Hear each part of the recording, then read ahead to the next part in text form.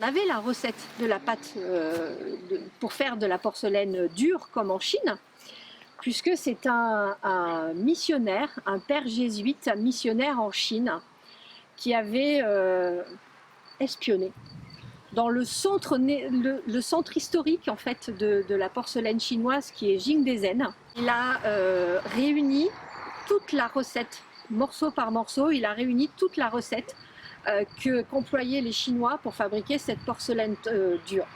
Le problème avec le kaolin, c'est qu'on pouvait chercher, on n'en avait pas en France.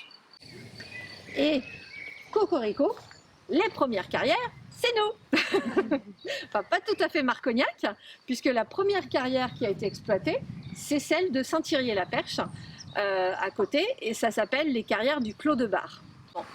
Et ils ont été trouvés, non pas par Monsieur Darnay, mais par Madame Darnay, qui, en lavant son linge, a frotté son linge sur une pierre, et elle s'est rendue compte que son linge, miraculeusement, il était beaucoup plus blanc qu'avant.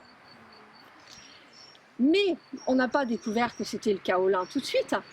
On a pensé que c'était une roche qui allait pouvoir servir à la fabrication du savon et aller remplacer notamment la potasse qu'on utilisait. Et comme à l'époque, le savon, c'était un ingrédient très cher quand même, donc si on pouvait trouver dans le sous-sol de la région, si on pouvait trouver quelque chose qui allait remplacer la potasse, c'était miraculeux. On allait pouvoir faire du savon.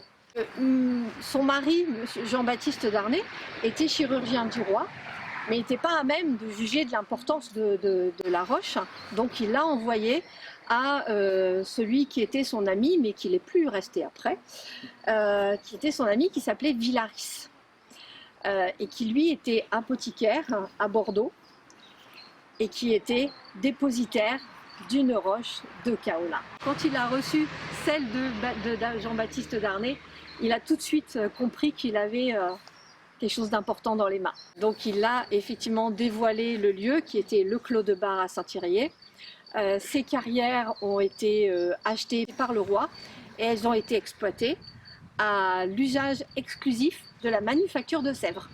Et ici, c'est le lieu qui a été le plus emblématique et qui a permis effectivement la création de la porcelaine de Limoges, tout simplement parce que le filon était gigantesque et surtout il était d'une pureté incroyable.